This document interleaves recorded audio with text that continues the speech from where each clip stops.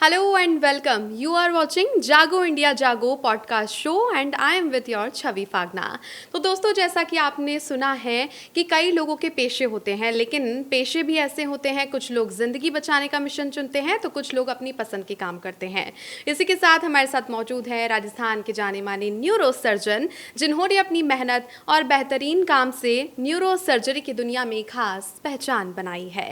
15 साल से ज़्यादा का अनुभव, 10,000 से भी ज़्यादा सफल सर्जरी और ब्रेन व स्पाइन सर्जरी में मॉडर्न तकनीकों के लिए मशहूर डॉक्टर राजवेंद्र सिंह चौधरी, जो कि पिंक स्टार हॉस्पिटल जयपुर के चीफ न्यूरोसर्जन है। Welcome doctor. Thank you. Sir, सबसे पहला सवाल बिना देर किए करते हैं, न्यूरो सर्जरी की दुनिया में आपने कदम कैसे रखा? इसकी सफ़र की शुरुआत कब से हुई? देखिए मैम, मैं एक्चुअली जनरल सर्जरी करके मैं तो भरतपुर शिफ्ट होना चाह रहा था, क्योंकि I basically belong to Bharatpur. लेकिन उसके बाद मुझे लगने लगा कि एक ब्रांच ऐसी है न्यूरो सर्जरी की इन पर्टिकुलर, जिसमें बड़ा स्टैग्नेशन जैसा था। लोगों को टाइमली ट्रीटमेंट नहीं मिलता था, बहुत लंबी लंबी वेटिंग्स थी। तो उसने मुझे मोटिवेट किया कि अपन एक ऐसी ब्रांच को चुनें जो कि क्रिटिकल तो है ही है, लेकिन जिसमें राजस्थान के लोगों को या आम जनता को उतना favour according to treatment protocol नहीं मिल पाता है। तो लंबी वेटिंग्स के लिए ओटी में, हमारे यहाँ मैं बात करूँ एसएमएस में, जब मैं था न्यूरो सर्जरी में 4-4 महीने की वेटिंग थी। तो उस दौर में हम लोगों को परेशान होते हुए, दुखी होते हुए देखते थे, और वो कुछ लोग तो ट्रीटमेंट के लिए फर्दर दिल्ली या बॉम्बे मूव करते थे। तो it was a long waiting period. और उसने मुझे थोड़ा ये भी मोटिवेट किया कि अगर ज़्यादा कुछ लोग और न्यूरो सर्जरी में प्रैक्टिस करेंगे तो लोगों की जो परेशानियाँ उनको शायद हम कम कर पाए। तो उस चीज़ ने, प्लस उस सब्जेक्ट ने, जो एक बहुत ही टेक्निकली चैलेंजिंग सब्जेक्ट है ब्रेन का, वो जनरल सर्जरी से कहीं ज़्यादा चैलेंजिंग था मेरे लिए। तो मैंने उसी रास्ते को चुना, और आज एक न्यूरो सर्जन के तौर पर पिछले 15 सालों से मैं जयपुर में हूँ। और मुझे बड़ा अच्छा लगता है कि मैं उस सीरियस सब्जेक्ट के लोगों को बचा पाता हूँ, उनको नया जीवन दे पाता हूँ, जो लोग कभी कभी सोचते हैं कि शायद हमारे लिए ऐसा हो पाता। तो वो चीज़ मुझे प्रेरणा भी देती है, और मैं कोशिश अपना बेस्ट निभाने की करता रहता हूँ। और आज न्यूरो सर्जरी के क्षेत्र में मेरा वो प्रयास जारी है। सर, सबसे पहली बात हम करते हैं स्पाइन पेन की। स्पाइन पेन हमने कई लोगों में देखा है, सबसे ज़्यादा यूथ में भी अब काफ़ी देखने को मिल रहा है। क्या इसे हम टेक्नोलॉजी की वजह से माने? कहीं ज़्यादातर स्क्रीनिंग, मोबाइल स्क्रीन टाइम हो जाता है, लैपटॉप का भी ज़्यादा यूज़ करना, कंप्यूटर्स के आगे बैठना, तो स्पाइन पेन यंग्स लोगों में काफ़ी देखने को मिल रहा है। देखिए मैम, मैं आपको बताऊं कि पहले भी इस तरह की प्रॉब्लम्स होती थी लोगों में, लेकिन धीरे धीरे एक टेक्निकल एडवांसमेंट जो हुआ है, उसके बाद इन्वेस्टिगेशंस आ गई हैं। जी। एमआरआई, सीटी स्कैन और भी एडवांस एक्सरेज, ये सारी इन्वेस्टिगेशंस अभी हॉस्पिटल्स के अंदर जनरली मौजूद होती है। तो ये ऐसे टूल्स हैं जो प्रॉब्लम बताते ही उसको डायग्नोज कर लेते हैं। मतलब प्राइमरी डायग्नोसिस तो मशीन या टूल के लेवल पर ही हो जाता है। फिर फर्दर डॉक्टर्स हैं जो क्वालिफाइड है, कोई न्यूरो सर्जन है, कोई और है, तो वो उस इन्वेस्टिगेशन को यूज़ करके एक प्रॉम्प्ट डायग्नोसिस या प्रिलिमिनरी डायग्नोसिस तो बहुत पहले ही बन जाता है। बात करूं मैं बैक पेन की, तो जिस पर अब मूल बात थी हमारी, तो लोगों का क्या है, सिटिंग जॉब बहुत ज़्यादा है। बहुत लंबे लंबे आवर्स तक लोग एक पर्टिकुलर पोस्चर में लैपटॉप के सामने या उन पोजीशंस में बैठे रहते हैं, और वो पोजीशन जो है पेशेंट की, वो पूरे स्पाइन की कर्वेचर को डिस्टर्ब करती है। और उसकी वजह से मैं देख रहा हूँ कि 22-25 की एज ग्रुप वाले जो बच्चे हैं, लड़के हैं, यंग लड़के, उनके अंदर भी स्पाइन में बैक की प्रॉब्लम्स, पैरों में झंझनाहट, सूनापन, इस तरह की बहुत कंप्लेंट्स रहती हैं। तो कहीं ना कहीं एक सिटिंग पोस्चर का चेंज होना, या प्रॉपर आप कोई एक्सरसाइज या किसी फॉर्म में अपनी बॉडी को फिट रखने का साधन नहीं ढूंढ पाते, और वो पर्टिकुलर पोस्चरिंग ही इन स्पाइन रिलेटेड प्रॉब्लम्स को जो है जनरेट करती है। दूसरा, स्पाइन के पैरेलल अगर मैं ब्रेन की तरफ चलता हूँ, तो जो हमारी डेली रूटीन में हम स्क्रीन के सामने इतना टाइम देते हैं, मोबाइल पर, लैपटॉप पर, वो ब्रेन रिलेटेड इश्यूज़ भी क्रिएट कर रहा है। उससे नींद का माना, चिड़चिड़ापन, मेमोरी लॉसेज, ये भी इश्यूज़ यंगर जनरेशन में आने शुरू हो गए। तो मैं कहूँगा कि जो बदलती हुई जनरेशन है, उसमें स्पाइन और ब्रेन, जो दोनों सेगमेंट्स में डील करता हूँ, दोनों में कहीं ना कहीं प्रॉब्लम दिन प्रतिदिन बढ़ती जा रही है। कई लोगों को कन्फ्यूजन भी रही है कि हमारे जो आम सर दर्द होता है और इसके अलावा ब्रेन ट्यूमर, इन दोनों में अंतर क्या है? एक्चुअली जो आम सिर दर्द है वो रूटीनली किसी को भी हो सकता है, वो एक्यूट फॉर्म में भी होता है और क्रोनिक हेडेक की फॉर्म में भी होता है। क्रोनिक हेडेक भी में भी माइग्रेन के हेडेक या क्लस्टर हेडेक, ये फॉर्म्स होती हैं हेडेक की, जो लोगों को बहुत लंबे लंबे समय तक रहती है और बहुत परेशान करती है। दूसरी तरफ जो ब्रेन ट्यूमर आप बात कर रहे हैं, वो एक प्रॉब्लम है और हेडेक उसका एक सिम्टम है। तो बहुत सी बार हमारे पास ब्रेन ट्यूमर्स के पेशेंट जो है, वो एक सिंपल सिम्टम लेके आते हैं जो केवल हेडेक होता है। उसकी पूरी बॉडी में सब कुछ नॉर्मल होता है, कोई उसको वॉमिटिंग, कोई चक्कर आना, कोई इम्बेलेंस ड्यूरिंग वॉकिंग, कुछ नहीं होता, ओनली हेडेक इज़ देयर। और वो हेडेक जब फाइनली हम इन्वेस्टिगेट कराते हैं सीटी स्कैन एमआरआई में, तो वो ट्यूमर पेशेंट को निकलता है। तो बेसिकली उसी स्पेक्ट्रम का हिस्सा है ट्यूमर का कि भाई प्रेजेंटेशन बहुत तरह की हो सकती है, लेकिन हेडेक उसमें से एक पार्ट है। ओके आपके 15 साल का कैरियर हो चुका है। 15 साल के कैरियर में कौन से ऐसे टफ पेशेंट्स आपको देखने को मिले जिनकी सर्जरी करने में आपको काफ़ी टाइम भी लगा, दिक्कत भी लगी, और कई ऐसे पेशेंट्स को देख कर के भी हमारे भी इंटरनली हमें ये सोच में पड़ जाते हैं हम, क्योंकि आप एक डॉक्टर से इंसान हैं, तो ऐसे में वो कौन सी जटिल सर्जरी रही है आपकी लाइफ के एक्सपीरियंस में? देखिए कि ऐसे तो बहुत सारी सर्जरीज होती हैं जो टेक्निकली और मतलब लाइफ के अकॉर्डिंग भी बड़ी चैलेंजिंग होती हैं, क्योंकि किसी मरीज के जीवन और मृत्यु का मामला न्यूरो सर्जरी में सीधा सीधा। लेकिन ऐसे कोई किस्से मैं याद करूं तो कुछ किस्से के रूप में ऐसा है कि एक बार मुझे एक फीमेल पेशेंट रात को करीब 10 बजे एडमिट होती है, तो हमारे रेजिडेंट डॉक्टर ने मुझे कहा कि सर एक ब्रेन एनोरिज्म ब्लीड कर गया है। एनोरिज्म एक तरह का गुब्बारा होता है और वो ब्रेन के अंदर मौजूद था और वो खून की नस होती है, बेसिकली वो फट गई तो उसमें से ब्लीडिंग शुरू हो गई। अब जब वो पेशेंट रात को आई थी वो थोड़ी सी डल थी, ड्राउजी थी, लेकिन ऐसे कोई बहुत ज़्यादा डाउन नहीं थी। तो मैंने रेजिडेंट डॉक्टर का भी रात में इसको मैनेज करो, फिर इसको सुबह देखते हैं, अपन इसकी तैयारी करो सर्जरी की, सुबह सर्जरी करेंगे। पेशेंट प्राइमरी सारी इन्वेस्टिगेटेड हो चुकी थी तब तक, एंजियोग्राफी वगैरह। अब सुबह जब मैं उस पेशेंट को करीब 10 बजे आईसीयू में राउंड लेते वक्त देखता हूँ, और जिसकी 12-1 बजे करीब सर्जरी प्लान थी, उससे पहले मैंने रात में पेशेंट को देखा भी नहीं। रेजिडेंट डॉक्टर ने कहा ठीक है सर मैं मैनेज कर रहा हूँ, और वैसे मैनेज ठीक हो रही है। तो मैंने कहा सुबह मैं हॉस्पिटल आऊँगा, वैसे 11 बजे जाता हूँ, आज 10 बजे जाके देखूंगा। उस पेशेंट को मैंने सुबह देखा तो she was a young patient, और उसके घर वालों को मैंने बताया कि भाई सर्जरी है, बहुत ही चैलेंजिंग है, रिस्क काफ़ी ज़्यादा है, डेथ का भी बहुत इशू आ सकता है कि भाई पेशेंट अभी आपको ठीक दिख रहा है लेकिन सर्जरी के बाद हम जान ना बचा पाएँ। फिर उसके घर वालों ने या उसके हस्बैंड ने, फादर ने मुझे कहा कि साहब इसके तो बहुत छोटे छोटे बच्चे हैं। तो मुझे वो किस्सा याद है कि बच्चों में भी एक बच्चा शायद उसका 3 साल का था, एक बच्चा 1 साल का था। तो उस पेशेंट को जब मैंने रात में कैलकुलेट किया तब वो मेरे लिए एक अलग पर्सनैलिटी कि मुझे एक पेशेंट को ऑपरेट करना है। और जब मैंने उसको अगले दिन देखा, 2 छोटे छोटे बच्चे, एक 3 साल का 1 साल का, तो मुझे नेगेटिव पार्ट पहले नजर आया कि अगर इस लेडीज़ के कुछ हो गया, ये हम इसको सेव नहीं कर पाए, या ये हेमीप्लेजिक हो गई, एक हाथ तक पैर में जनरली सर्जरी कमजोरी भी आती है ब्रेन में, तो बड़ी इसकी लाइफ डिस्टर्ब हो जाएगी, पूरी फैमिली डिस्टर्ब हो जाएगी। और उस वक्त जब मैंने उसकी सर्जरी करी 12-1 बजे, तो भी कहीं ना कहीं वो मेरे दिमाग में चल रहा था कि यार अगर इस लेडीज़ को कुछ हो गया तो उसके बच्चों का बड़ा अनर्थ हो जाएगा। परिवार का तो आगे की बात है, लेकिन बच्चों का, उस सर्जरी में भी 1% फैक्टर ऑफ जो एक रिस्क होता है, जो मेरे दिमाग में अलग तरीके से चल रहा था। लेकिन प्रभु की कृपा से सर्जरी अच्छी हुई। आज वो लेडीज़ बहुत अच्छी कंडीशन में, पूरा घर का काम करती है, बहुत ही यंग सी लेडी थी, 25 ईयर्स की। तो ऐसे बहुत सारे किस्से होते हैं, एक किस्से के रूप में तो सुनाना इतनी छोटी सी उसमें बातचीत में पॉसिबल है भी नहीं, पर ये चीज़ें होती हैं जो आपको एक अजीब सा एक पैनिक की माहौल दिमाग में, एंग्जाइटी खुद क्रिएट करती हैं।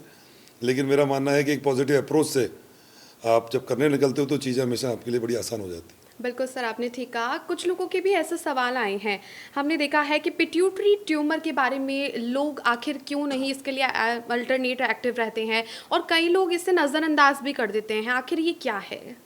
पिट्यूटरी ट्यूमर भी एक तरह का ब्रेन ट्यूमर ही है, जो कि पिट्यूटरी ग्लैंड होती है, जो अगर मैं बात करूँ कि नाक का जो अपर पार्ट है और ब्रेन का जो बेजल पार्ट होता है वहाँ पे लाई करती है एक कैविटी के अंदर।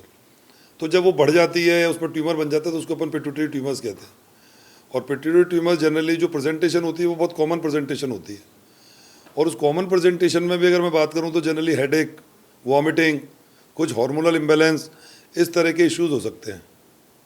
तो इस तरह के इश्यूज़ में पेशेंट का जनरली उसको बहुत सी बार लाइटर वे में भी लेता है कि नहीं यार मेरे को तो विज़न में छोटी मोटी कंप्लेंट है या थोड़ा बहुत हेडेक है, तो वो उसको नज़रअंदाज करता है। लेकिन फिर जब प्रॉब्लम्स बढ़ने लगती हैं, उसको दिखना बंद हो जाता है, एक तरफ का बायलेटरल विज़न कम हो जाता है, हार्मोन रिलेटेड इश्यूज़ हो जाते हैं, फिर वो पेशेंट कंसल्ट करता है न्यूरोसर्जन को, न्यूरोलॉजिस्ट को, और फिर वो इन्वेस्टिगेट होता है, हार्मोनल प्रोफाइल होती है, सीटी स्कैन एमआरआई होती है, और फिर फाइनली डायग्नोस होता है कि भाई इसके तो पिट्यूटरी ट्यूमर है। तो मेरे को तो ये कहने का है कि अगर ऐसे कोई भी इश्यूज़ किसी भी ब्रेन ट्यूमर के, किसी भी ब्रेन पैथोलॉजी के होते हैं, तो ब्रेन का मामला क्योंकि बहुत सेंसिटिव है, देखिए, इसलिए आप उसमें किसी भी चीज़ को बहुत लाइटर फॉर्म में नहीं ले सकते, क्योंकि वो प्रॉब्लम अगर इतनी एग्रेवेट हो गई कि वो बड़ा विकराल रूप धारण कर चुकी है, तो फिर हमारे लिए भी उस प्रॉब्लम को सही करना बहुत ही चैलेंजिंग और टफ टास्क हो जाता है। तो न्यूरो की कोई भी रिलेटेड इश्यूज़ होते हैं, उसको कभी भी, आम जन के लिए भी मेरा ये संदेश है, कभी उसको लाइटर वे पे ना लें। और आपको लगता है कि कोई भी छोटा मोटा कंप्लेंट आपको आ रहा है, सिर दर्द भी हो रहा है, तो आप उसको प्रॉपरली इन्वेस्टिगेट ज़रूर कराएं। बिल्कुल सर, आपने ठीक कहा। और कई बार हमने देखा है कि लोग काफ़ी कन्फ्यूजन हो जाते हैं अपनी हेल्थ को लेकर के भी। कुछ लोग एक्टिव नहीं रहते हैं, हालांकि उन्हें पता होता है कि उनकी बॉडी में दिक्कत हो रही है, लेकिन जब तक वो डॉक्टर्स के पास जाते हैं तब तक काफ़ी देर हो चुकी होती है। कई लोगों का ये कहना है कि उनकी रीढ़ की हड्डी में दर्द होता है, लेकिन उन्हें कमर दर्द से वो उसको रिलेट कर लेते हैं। इन दोनों में डिफरेंस क्या है? उन्हें लोग एक ही समझते हैं कि उनका एक ही दर्द हो रहा है। कोई लोग अपने जो स्पाइन का पेन होता है उसे बैक पेन से रिलेट कर देते हैं। इन दोनों में डिफरेंस आप दर्शकों को बताइए। देखिए, ऐसा है कि बैक पेन या स्पाइनल पेन रफली एक ही है, उसको बोलने के तरीके या लेमन टर्म्स में हम बोल देते हैं कि वो बैक एक है। जी। वो बेसिकली स्पाइनल कैनाल या रिलेटेड जो डिस्क की इश्यूज होते हैं उससे रिलेटेड ही है। लेकिन इश्यू ये है सबसे बड़ा इसमें भी कि अगर अपन को इस तरह की कोई भी कंप्लेंट होती है तो अपन सबसे पहले मैंने देखा है कॉमन पब्लिक में, आम लोगों में, कि वो उसको बहुत बहुत लाइटर वे में लेते हैं कि भाई कमर का दर्द हो रहा है, ठीक है चलने दो, दवाइयाँ खा लो। इवन उसके लिए कोई एमआरआई या ऐसी रेलेवेंट इन्वेस्टिगेशन है, लोग वो भी नहीं कराते, एक्सरेज भी नहीं कराते। फिर जब वो प्रॉब्लम इतनी एग्रेवेट हो जाती है कि उसमें पेशेंट का या उस व्यक्ति का चलना फिरना बिल्कुल बंद हो जाता है, तब वो हमारे पास आते हैं कि सर अब इसने तो पिछले कुछ दिनों से चलना फिरना बंद कर दिया है, वो बेड रिडन हो गया है, या उसके यूरिन और बॉबल ब्लैडर जो है सारे उस पर भी कंट्रोल नहीं है। तो वो प्रॉब्लम को इतना बढ़ा के हमारे पास लाते हैं कि तब उसको मैनेज करने में हमें भी काफ़ी जोर आता है। तो मेरा तो आम जन के लिए यही संदेशा है कि स्पाइन रिलेटेड इश्यूज़ में अगर आपको बैक में, स्पाइन में, जो कि मोटा मोटा रफली एक ही चीज़ है, उसमें कभी भी कोई पेन, पैरों में झंझनाहट, सूनापन, पीछे ग्लूटियल रीजन्स या बटक्स की तरफ से आने वाला कोई पेन रहता है, तो आप संबंधित डॉक्टर, न्यूरोसर्जन, न्यूरोलॉजिस्ट को दिखा के अपनी एमआरआई या एक्सरे ज़रूर करवाएं, क्योंकि स्पाइन रिलेटेड इश्यूज़ अगर बढ़ जाते हैं तो बहुत प्रॉब्लम का मामला हो जाता है। फिर उनको सही करने में भी डॉक्टर्स को उतना ही टाइम लगता है और प्रॉब्लम्स भी उस लेवल पर करेक्ट भी नहीं हो पाती। तो इसलिए आप स्पाइन की केयर करें और छोटी मोटी कुछ भी दिक्कत हो एक बार कंसल्ट जरूर करें। सर, शहर के जो लोग होते हैं अब वो कहीं ना कहीं थोड़े एक्टिव हो गए हैं। बात कर ली जाए तो हम गांव की, कस्बों की, छोटे छोटे ऐसे जो ग्रामीण क्षेत्र के एरियाज़ हैं वहाँ पर स्पाइन पेन को लेकर के भी लोग अलर्ट नहीं हैं। और इसके अलावा हम देखें तो कईयों को ब्रेन ट्यूमर हो जाता है, उन्हें भी इस तरह की जानकारी नहीं होती है, लेकिन अंत में उन्हें काफ़ी भुगतना पड़ता है इसका नुकसान। तो वहाँ पर कैसे हम उन्हें जागरूक करें? देखिए, मैं आपको ये कहना चाहता हूँ, अभी मैंने जैसा अपने डिस्कशन में कहा कि ब्रेन या स्पाइन की कोई भी प्रॉब्लम है उसको सबसे पहले हम जो लाइटली लेते हैं उसको लेना बंद करें, क्योंकि स्पाइन और ब्रेन बहुत सेंसिटिव इशू है, सारे इसमें नसों का मामला है, सारी नर्व्स का इशू है। अगर कुछ भी न्यूरोलॉजिकल नर्व का इन्वॉल्वमेंट होता है तो वो बहुत लॉन्ग लास्टिंग होता है, प्लस उसकी रिकवरी भी इतनी अर्ली फेज में फिर नहीं हो पाती है। तो ब्रेन के मामले हों, चाहे वो ब्रेन ट्यूमर्स के हों, चाहे और पैथोलॉजीज के हों, उसमें अगर कोई भी सिम्टम आपको लग रहा है, जिसमें खासतौर से चक्कर आना, सिर दर्द होना, बैलेंस ख़राब होना, कान में से आवाज़ आना, एक तरफ के हाथ पैर का सूनापन आना, ऐसा कुछ भी लगता है आपको, तो मेरी आमजन से यही रिक्वेस्ट है कि तब उस वक्त जो अपन घर घर में अपन कहते हैं ना डॉक्टर हैं, तो उस वक्त अपनी बीमारी का डॉक्टर खुद को या घर वालों को ना बनने दें और अपन प्रॉपर कंसल्टेशन किसी रेस्पेक्टिव डिपार्टमेंट के डॉक्टर से लें, वही उस मरीज़ के लिए, उस परिवार के लिए हितदायक होगा। सर, पुराने टाइम की बात कर लें और आज के 2026 है, एआई का ज़माना है, तो कितना बदलाव आप देखते हैं इन दोनों ही सर्जरीज़ को लेकर? देखिए, ब्रेन और स्पाइन की अगर हम सर्जरीज़ की बात करें, जो मेरा रूटीन काम है, तो न्यूअर टूल्स और एआई ने उसको काफ़ी बदला है। एआई की मैं बात करूं तो अभी हम जो पिछले कुछ 2-3 साल में जो देख रहा हूं मैं, वो रिगार्डिंग इन्वेस्टिगेशंस है। एआई बड़ी हेल्प करता है किसी पर्टिकुलर पैथोलॉजी को डायग्नोज करने में। और दूसरी तरफ मैं बात करूं न्यूअर मशीनरीज या न्यूअर टूल्स, तो उसने न्यूरो सर्जरी के जो रिजल्ट्स हैं उसको पूरी तरह से बदल दिया है। आज से 15 वर्ष पहले जब हम एसएमएस में रूटीन सर्जरीज करते थे तो जो रिस्क था सर्जरी का वो काफ़ी ज़्यादा होता था। डेथ की परसेंटेज, चाहे सर्जरी हो चाहे नॉन सर्जिकल केस हो, उसमें काफ़ी ज़्यादा होती थी। और वही अब काफ़ी इम्प्रूव हुई है। जो परसेंटेज पहले 20, 25, 30% तक होती थी रिस्क, वो अब घट करके 5 to 10% पे आ गई है। तो ये रिजल्ट ओरिएंटेशन टाइप एक ब्रांच हुई है जिसमें डेफिनेटिवली नई मशीन्स ने, नए टूल्स ने, एआई ने काफ़ी हेल्प किया। और शायद ये सारी चीज़ें इसी मॉडर्न साइंस को, न्यूरोलॉजी या न्यूरो सर्जरी को आने वाले कुछ सालों में और आगे ले जाएगी। सर, लोगों के कई सवाल रहते हैं, जैसा कि हमने देखा है सिर की गंभीर चोट में गोल्डन आवर का कितना महत्व रहता है, इससे आप बताइए। देखिए, गोल्डन आवर प्रिंसिपल बहुत जगह लागू होता है, ये हेड इंजरीज में भी चलता है, ये स्ट्रोक में भी चलता है। तो अपन बात करें तो पहले जो 3 से 4.5 घंटे का सा एक पीरियड है, हेड इंजरीज की बात करूँ तो रूटीनली 3 आवर्स एक ऐसा टाइमिंग है जिसमें पेशेंट को एडमिट करा के उसका सीटी स्कैन वगैरह देख लेना चाहिए। कोई पेशेंट बेहोश भी पड़ा है, और उसको लोग किसी भी पीएससी छोटे हॉस्पिटल में लोग सोच रहे नहीं नहीं this can be manage very easily, ऐसा नहीं होता है। अगर आपको लगता है कि पेशेंट थोड़ा भी अनकॉन्शियस है, डल है, ड्राउजी है, तो उसको रेलिवेंट इन्वेस्टिगेशन सीटी स्कैन होती है वो कराना चाहिए। और उसका जो रेस्पेक्टिव सेंटर है जहाँ वो फैसिलिटीज़ अवेलेबल हैं वहाँ पर आप अर्लीस्ट घंटे 1.5 घंटे में डेफिनेटली कंसल्ट करें, क्योंकि उस वक्त तो मरीज इतनी क्रिटिकल कंडीशन में होता है कि उसके लिए 1 मिनट इंपॉर्टेंट है। बहुत सी बार में लगता है पेशेंट आ तो गया आपके पास, लेकिन उसको लाने में 4-5-6 घंटे जा चुके हैं। तो हम भी वो जो रेस्पेक्टिव एक बेनिफिशियरी रिजल्ट है उस पेशेंट के लिए, फैमिली के लिए, वो नहीं दे पाते हैं। इसलिए गोल्डन आवर रूल बहुत इंपॉर्टेंट है। और पेशेंट को, अटेंडेंट्स को ये भी समझना चाहिए लोगों को कि हेड इंजरीज जैसे केसेस में अगर पेशेंट चोट लगने के बाद बिल्कुल ही होश में है, इवन देन अगर जोर का झटका या कोई बात है तो एक बार कंसल्ट जरूर करें। क्या पता कोई बड़ी परेशानी जो आपके आने वाली है आप उससे खुद को बचा सकें। Sir, one more question. Endoscopic and minimal invasive surgery normal surgery से कैसे अलग होती है? देखिए, नॉर्मल सर्जरी जो हम रूटीनली करते थे उसमें चीरे बड़े होते थे, ब्लड लॉस ज़्यादा होता था और रिजल्ट्स भी कहीं ना कहीं थोड़ा सा अलग तरह का होता था। फिर पिछले 10-12 सालों में थोड़ा सारा स्पेक्ट्रम चेंज होता है मैनेजमेंट का। नई नई चीज़ें निकल के आती हैं जिसमें एंडोस्कोप्स आते हैं, नई नई चीज़ें आती हैं, उनमें मिनिमल इन्वेजिव सर्जरी का कॉन्सेप्ट आता है। और मिनिमल इन्वेजिव सर्जरी का ये जो कॉन्सेप्ट है ये केवल एक एंडोस्कोप नहीं और बहुत सारी फॉर्म्स में ये चेंज हो रहा है। जब हम एंडोस्कोपिक सर्जरी की बात करते हैं, एक छोटी सी दूरबीन सी होती है, एक मान लीजिए कोई फनल है जिसके के थ्रू आप ब्रेन में, स्पाइन में इंसर्ट करके और आप अपनी सारी सर्जरीज कर सकते हैं। उसमें चीरा छोटा हो जाता है, रिकवरी फास्ट है, ब्लड लॉस बहुत ही कम है, और क्योंकि चीरा फाड़ी भी कम है तो रिजल्ट ओरिएंटेशन भी उस हिसाब से अच्छी होती है। मैं मिनिमली स्पाइन जो इन्वेजिव स्पाइन सर्जरीज उनकी बात करूँ, वो भी ब्रेन और स्पाइन दोनों में लागू होता है वो नियम। तो उसमें भी बहुत सारे तरीके हैं, छोटे चीरों के थ्रू, एंडोस्कोप्स के थ्रू, माइक्रोस्कोप्स के थ्रू। तो आप सारी चीज़ों को, एक्सोस्कोप्स भी मार्केट में आ गए हैं, इनके थ्रू अपन सर्जरी को कर पाते हैं। तो ये सारी चीज़ें आपको कहीं ना कहीं आपके रिजल्ट ओरिएंटेशन, रिजल्ट आप जो मरीज को, अटेंडेंट्स को समझाते हो, उसमें डेफिनेटली कहीं चेंज आता है। तो ये न्यूअर टूल्स हैं सर्जरीज के जो डेफिनेटली आने वाले सालों में और भी इम्प्रूव करेंगे हमारे रिजल्ट्स को। सर, अब बात कर ली जाए, क्योंकि हम स्पाइन पेन को लेकर के सबसे ज़्यादा कई सारे क्वेश्चनिंग भी होते हैं। स्पाइन पेन में सबसे महत्वपूर्ण क्या होता है यदि हम इससे बचना चाहते हैं? तो डेली की एक्सरसाइजेज अगर आप बताना चाहें। देखिए कि स्पाइनल पेन या जो बैक पेन्स होते हैं उसमें मैंने कभी डिस्कस किया था कि भाई सबसे पहले आपकी पोस्चरिंग है। जिस भी पोस्चर में आप बैठते हैं तो मेरा मानना है कि ज़्यादा झुकने की कोशिश न करें, अपने जो स्पाइन है उसको इरेक्ट रखें, सीधा रखने की कोशिश करें। बहुत ज़्यादा बेंडिंग, बहुत लॉन्ग आवर्स बेंडिंग या बहुत ज़्यादा लॉन्ग आवर्स स्टैंडिंग, ये सारी चीज़ें स्पाइनल प्रॉब्लम्स को एग्रीवेट करता है।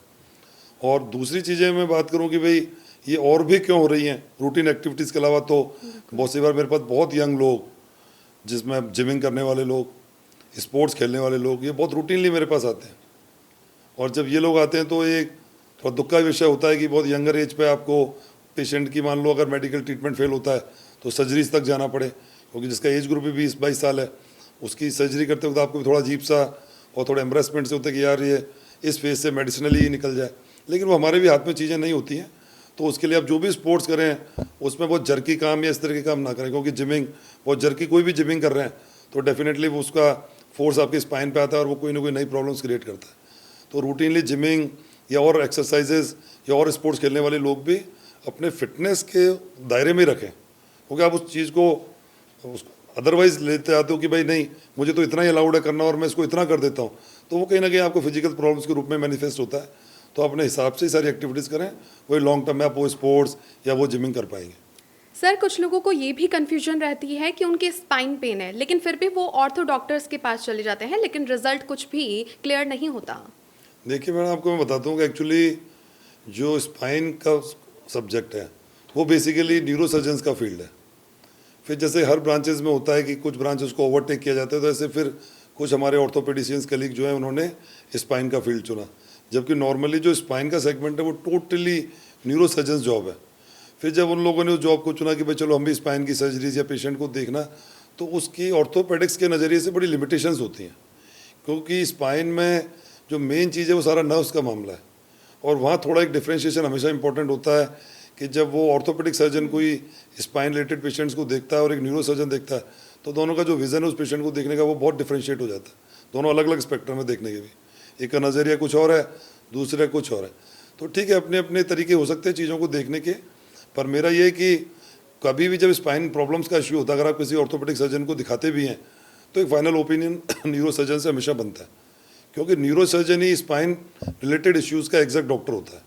ठीक है, अगर न्यूरो सर्जन नहीं है मौजूद तो ऑर्थोपेडिक सर्जन भी उसको देख लेता है, लेकिन वो परफेक्शन जो एक न्यूरो सर्जन उस फील्ड में जनरेट करता है वो कभी भी ऑर्थोपेडिशियन उस तरह का क्रिएट नहीं कर पाता। तो बाकी ऑप्शंस नहीं होते तो लोग ऑर्थोपेडिक सर्जन को भी दिखा लेते हैं, लेकिन एक डेफिनेटिव ओपिनियन न्यूरो सर्जन का हमेशा स्पाइन रिलेटेड इश्यूज़ में बनता है।